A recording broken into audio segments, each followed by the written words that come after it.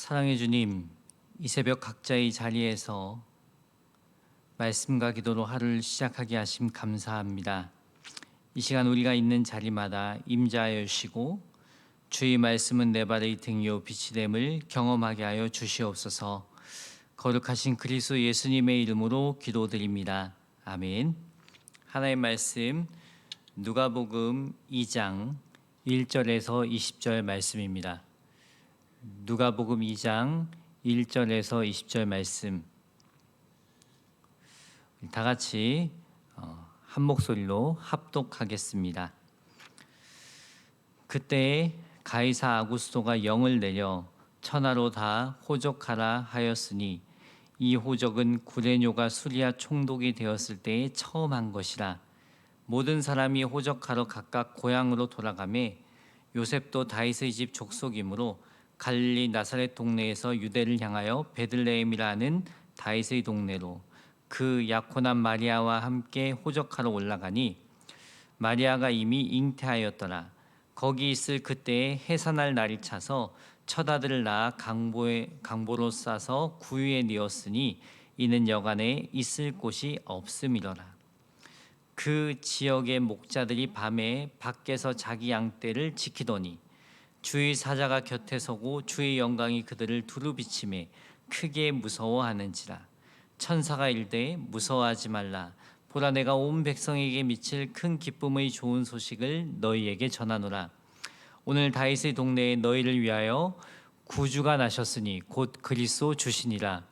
너희가 가서 강보에 쌓여 구유에 누워 있는 아기를 보리니 이것이 너희에게 표적이니라 하더니 호련히 수많은 천군이 그 천사들과 함께 하나님을 찬송하여 이르되 지극히 높은 곳에서는 하나님께 영광이요 땅에서는 하나님이 기뻐하신 사람들 중에 평화로다 하니라. 천사들이 떠나 하늘로 올라가니 목자가 서로 말하되 이제 베들레헴으로 가서 주께서 우리에게 알리신 바 이 이루어진 일을 보자 하고 빨리 가서 마리아와 요셉과 구유에 누인 아기를 찾아서 보고 천사가 자기들에게 이 아기에 대하여 말한 것을 전하니 듣는 자가 다 목자들이 그들에게 말한 것들을 놀랍게 여기되 마리아는 이 모든 말을 마음에 새기어 생각하니라. 목자들은 자기들에게 이르던 바와 같이 듣고 본 그 모든 것으로 인하여 하나님께 영광을 돌리고 찬송하며 돌아가니라. 아멘. 오늘 말씀 제목은 구주 그리스도 주 예수입니다. 1절 말씀부터 살펴보면 아구스토가 백성의 세금을 걷어들이기 위해 인구조사를 실시합니다. 1절 그때 가이사 아구스토가 영을 내려 천하로 다 호적하라 하였으니. 아구스토는 로마의 최초의 황제 옥타비아누스를 가리킵니다. 그 황제의 명에 의해 백성들은 각자 자기 고향으로 가서 인구조사에 응했어요. 요셉과 마리아도 나사렛에서 베들레헴으로 갑니다. 나사렛에서 베들레헴까지의 거리는 144km입니다. 그 거리를 임신한 마리아도 함께 갔습니다. 굳이 마리아를 데리고 가지 않아도 되었어요. 가까운 거리도 아니고 144km면 도보로 일주일 이상 걸리는 거리예요. 그런데 마리아를 데리고 간 것은 하나님의 섭리에 의해 되어진 것입니다. 구약에 이미 예언된 말씀을 성취하기 위해서였어요. 미가서 5장 2절에 보면 베들레헴 에브라다야, 너는 유다 족속 중에 지극히 작을지라도 이스라엘을 다스릴 자가 내게로 나올 것이라. 그의 근본은 상고의 영혼에 있느니라. 베들레헴 에브라다야라고 했는데 에브라다는 베들레헴의 옛 이름입니다. 그런데 굳이 베들레헴 에브라다라고 한 이유는 같은 지명인 스불론 베들레헴과 구분하기 위해서입니다. 그래서 다윗이 자란 베들레헴에서 예수님이 탄생할 것을 예언하려고 했던 것입니다. 그곳에서 이스라엘을 다스릴 자가 나온다는 것이죠. 이 예언을 성취하기 위해 하나님께서 요셉과 마리아를 인도하셨던 것입니다. 우리는 이 말씀을 통해 하나님께서 죄인된 인간을 구원하시기 위해 자신의 주권으로 말씀을 성취하고 계심을 알 수 있습니다. 그래서 죄인된 우리가 하나님의 자녀가 된 것은 전적인 하나님의 은혜입니다. 이렇게 임신한 마리아가 호적하러 남편 요셉과 베들레헴에 갔을 때 예정일이 다 되었습니다. 그런데 인구조사로 인해 여관마다 사람들이 가득 차서 있을 곳이 없었어요. 7절에 보면 첫 아들을 낳아 강보로 싸서 구유에 뉘었으니 이는 여관에 있을 곳이 없음이로라. 강보로 쌌다고 했는데 강보는 어린 아기를 싸는 천을 말합니다. 그 천으로 예수님을 싸서 구유에 누입니다. 구유는 말먹이를 담는 그릇이에요. 거기에 아기 예수님이 누웠던 것입니다. 그 당시도 그렇고 오늘날에는 더더욱 상상할 수 없는 일이죠. 갓 태어난 아기가 말구유에 누웠다. 먹이를 담는 구유가 그리 위생적이었을까요? 그런 곳에 갓난 아기가 누워 있는 거예요. 물론 매일 성경 해설에 보면 구유의 위치가 그 당시 거실의 일부였다고도 하지만 그때나 지금이나 구유에 아기를 누이는 경우는 없습니다. 그 낮고 천한 곳에 태어나신 예수님을 상상해 보셨습니까? 메시아이심에도 불구하고 여물통 위에 누이신 예수님을 생각해 보면 그분의 사역을 그려볼 수 있습니다. 실제로 예수님께서는 병든 자, 억눌린 자, 포로된 자, 가난한 자와 같이 비천한 사회적인 약자나 소자를 외면하지 않으셨습니다. 그렇다고 사회적으로 지위가 있고 부유한 자들을 제외시키지도 않으셨어요. 빈부귀천을 따지지 않으시고 우리 모두의 구원자로 이 땅에 오셨어요. 8절에서 14절에 보면 천사가 목자들에게 아기 예수님의 탄생 소식을 알립니다. 8절, 그 지역의 목자들이 밤에 밖에서 자기 양떼를 지키더니.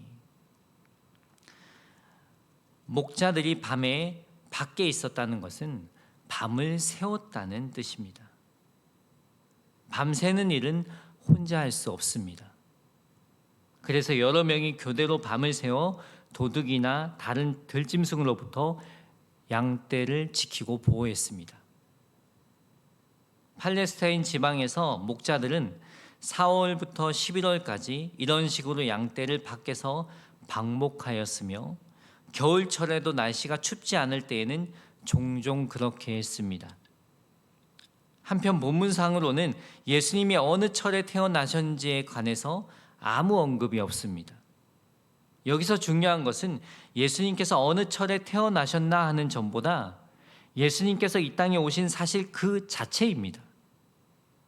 우리가 예수님께서 탄생하신 정확한 날을 모르면서도 성탄절에 예수님의 탄생을 기념하는 이유가 무엇입니까? 성탄절을 지키는 이유는 예수님의 실제적 탄생일을 알기 위함이 아니라 하나님의 아들이 인간의 몸으로 성육신하신 것을 축하하기 위함입니다. 언제 태어났느냐? 그걸 따지는 것이 중요한 것이 아니라 인간의 몸으로 이 땅에 오신 것 자체가 중요하기에 성탄절을 지키는 것이라는 거죠. 그 예수님의 탄생 소식을 한 천사가 전하여 줍니다.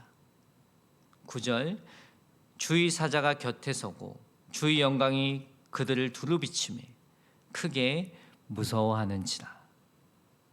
주의 사자가 곁에 서고 주의 영광이 두루 비추었다고 합니다. 주의 영광이 빛과 같이 임했다는 것입니다. 이로 인해 무서워하는 목자들에게 무서워하지 말라 합니다. 온 백성에게 미칠 큰 기쁨의 좋은 소식을 전할 것이라 합니다. 이 기쁜 소식이란 곧 예수님의 탄생 소식을 가리킵니다. 예수님께서 이 땅에 오신 사실 자체가 기쁜 소식이라는 거죠. 목자들이 주의 영광의 빛 앞에서 두려워하는 것은 자연스러운 반응이었습니다. 하지만 그 두려움은 잠시였고 그들 안에 예수님의 탄생 소식은 큰 기쁨이 되었습니다. 하나님은 우리에게 두려움을 주시는 분이 아니십니다. 기쁨을 주시는 분이십니다. 기쁨을 주시기 위해 예수님께서 이 땅에 오신 것입니다. 그 기쁨은 구원의 기쁨입니다. 11절에 오늘 다윗의 동네에 너희를 위하여 구주가 나셨으니 곧 그리스도 주시니라. 예수님을 지칭할 때 구주와 그리스도 주라고 표현합니다. 구주는 하나님의 구원을 가져다 주는 분이라는 뜻으로 하나님의 구원자를 말합니다. 그리스도는 구약의 메시아의 헬라식 표현으로 구원자라는 뜻입니다. 예수님께서는 이 땅에 구원자 하나님으로 오신 것입니다. 요한복음 15장 11절에 예수님께서 내가 이것을 너희에게 이름은 내 기쁨이 너희 안에 있어 너희 기쁨을 충만하게 하려 함이라. 저와 여러분 안에 예수님의 기쁨이 있습니까? 예수님이 주시고자 했던 구원의 기쁨이 있습니까? 1월은 기쁨 체험의 달입니다. 우리 안에 예수님께서 주시는 기쁨을 회복하는 달이 되길 주님의 이름으로 축원합니다. 이렇게 기쁜 소식을 전한 천사는 12절에 너희가 가서 강보에 쌓여 구유에 누워있는 아기를 보리니 이것이 너희에게 표적이라고 합니다. 표적은 문자적으로 그 증거, 그 표, 그 이적을 의미합니다. 강보에 쌓여 염을통에 뉘어있는 그 아기가 증거라는 거죠.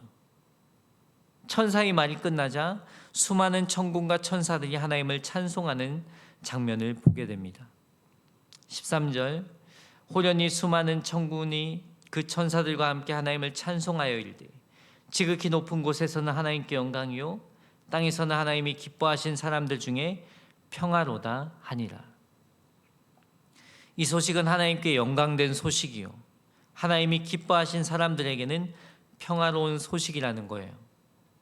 여기서 평화란 하나님과의 막혔던 관계가 회복되는 평화를 말합니다.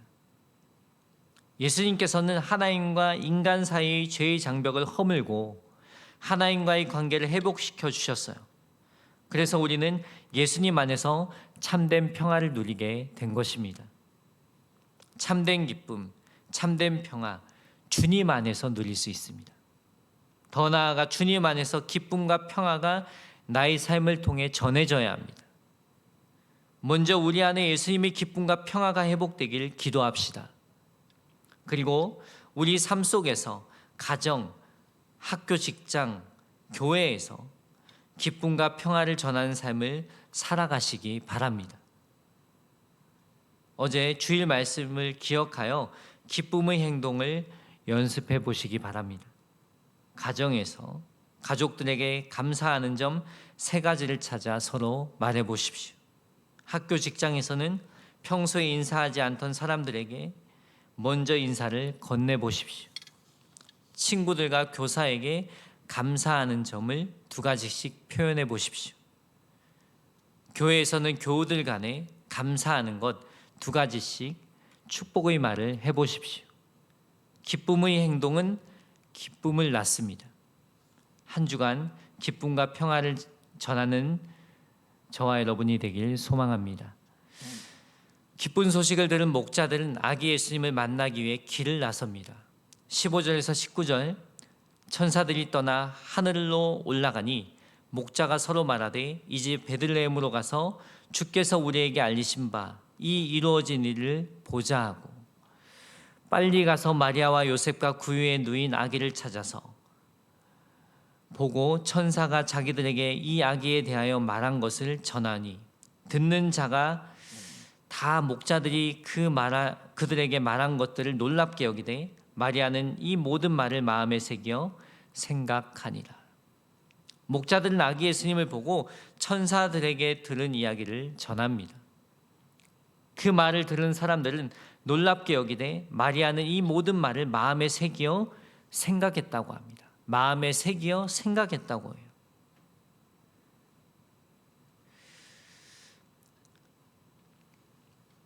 계속 하나님 말씀을 마음에 간직하고 생각했다는 뜻입니다. 그냥 천사의 말을 듣고 그때만 생각하고 끝난 것이 아니라 그 의미를 되새겼음을 알 수 있습니다. 6개월 전에 자신이 직접 들은 메시지와 목자들을 통해 들은 메시지 등 한 말씀이라도 흘려버리지 않고 간직하고 되새겼다는 것이죠. 우리가 말씀을 대하는 자세도 이와 같아야 합니다. 그냥 흘려듣고 마는 말씀이 아니라 오늘 주신 말씀, 오늘 묵상한 말씀, 일상 가운데 계속 생각하고 되새겨 보시기 바랍니다. 성경에서 묵상은 읍조리다입니다. 시편 119편 15절에 내가 주의 법도를 작은 소리로 읊조리며 주의 길들을 의지하며, 여기서 읊조리다는 소리내어 읽다, 되풀이하다, 곱씹다라는 뜻이 있습니다. 소, 말 등 반추동물이 되새김질하는 것처럼 말씀을 반복해서 읽는 것과 일상에서 말씀을 계속 곱씹는 것이 묵상입니다. 오늘 말씀을 묵상하면서 특별히 와닿는 구절은 오늘 일상에서 계속 곱씹어 보시기 바랍니다. 말씀을 계속 곱씹기 위해서는 암송만큼 좋은 것이 없습니다. 당장의 암송이 어려우면 포스트잇에 써서 잘 보이는 자리에 붙여놓거나 핸드폰에 그 말씀을 찍어 놓는 것도 좋은 방법입니다. 목적은 오늘 묵상한 말씀을 계속 곱씹기 위해서입니다. 곱씹다 보면 말씀의 깊이가 더해지는 유익을 경험하게 됩니다. 아침에 묵상한 말씀이 저녁에는 더 새롭게 다가올 수도 있습니다. 마리아처럼 한 말씀이라도 꼭 간직하고 묵상하는 하루가 되시길 바랍니다. 20절에 목자들은 자기들에게 이르던 바와 같이 듣고 본 그 모든 것으로 인하여 하나님께 영광을 돌리고 찬송하며 돌아가니라. 목자들은 한 천사에게 들은 소식을 실제로 보고 하나님께 영광을 돌리고 찬송하며 돌아갑니다. 그들은 다시 일상으로 돌아가지만 그들의 삶에는 놀라운 변화가 있었을 것입니다. 왜냐하면 그들은 하나님께서 천한 자들과 소외된 자들을 비롯하여 온 세상을 구원하기 위해서 구세주를 보내주셨음을 보고 듣고 믿게 되었기 때문입니다. 그 믿음의 고백으로 그들은 하나님께 영광을 돌리고 찬송하며 돌아갔던 것입니다. 하나님은 약속하신 말씀대로 성취하는 분이십니다. 로마의 황제의 명령에 따라 요셉과 마리아가 고향으로 돌아간 것 같지만 그 가운데 하나님의 섭리와 계획이 있었습니다. 목자들 또한 천사에게 들은 그 큰 기쁨의 좋은 소식이 실제였음을 눈으로 보고 확인했습니다. 하나님은 오늘도 우리 일상의 삶을 통해 하나님의 뜻을 이루어 가십니다. 오늘 각자의 자리에서 말씀과 기도로 시작하는 저와 여러분에게도 목자들과 같이 하나님께 영광을 돌리며 찬송하는 은혜와 감격이 있길 예수님의 이름으로 축복합니다. 다 같이 기도하겠습니다.